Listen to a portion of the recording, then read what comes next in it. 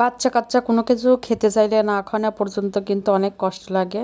এটা শুধু আমার ক্ষেত্রে না, আমার মনে হয় সবার ক্ষেত্রে।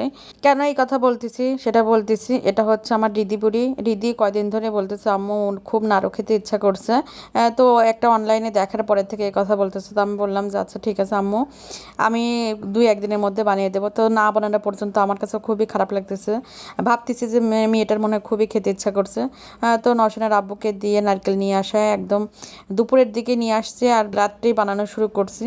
তো নারকেল কোরানোটা আমার কাছে অনেক ঝামেলার মনে হয়, তারপরেও যেহেতু মেয়ে খেতে চাইছে আমাকে করতে হবে। তো আমি আমাদের বুবি নওশিনার আব্বু মিলেই নারকেলটা কুড়াচ্ছে। আসলে কোরানিটা আমার দিয়ে ভালো হচ্ছে না, দা যে আছে ওইগুলো কোরাতেই অনেক ভালো হয়, কিন্তু এটাতে কোরাতে খুবই কষ্ট হয়েছে।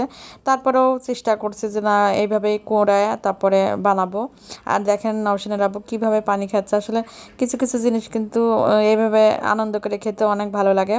তো ওর খাওয়া দেখে আমার বলতেছে আমাকেও একটু দাও, খেতে ইচ্ছা করতেছে তোমার খাওয়া দেখে।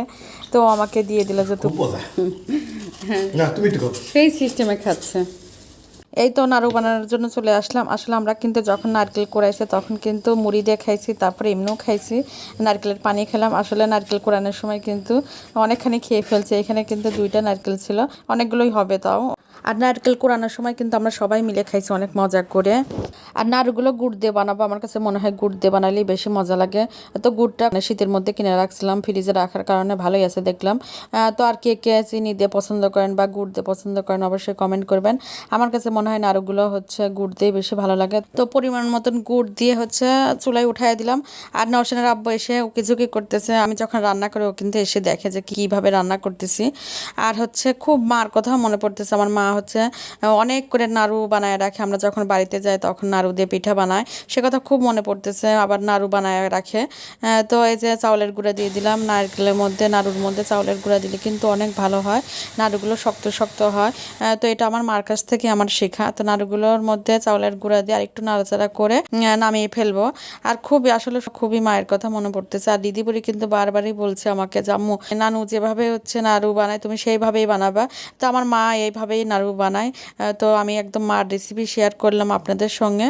তো হয়ে গেছে নামিয়ে ফেললাম। আসলে দিদি বুড়ি এত পরিমাণে নাড়ু খেতে চাইছিল যে আমি রাত্রে নাড়ুগুলো বানাচ্ছি। তো এখন গরম অবস্থায় নাড়ুগুলো বানিয়ে ফেলবো।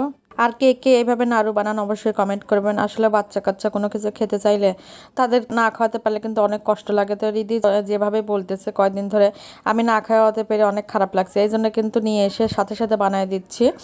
এখন খুব ভালো লাগতেছে যে আমার দিদি সোনা খাবে। তো এই যে সবগুলো বানাই ফেলতেছি।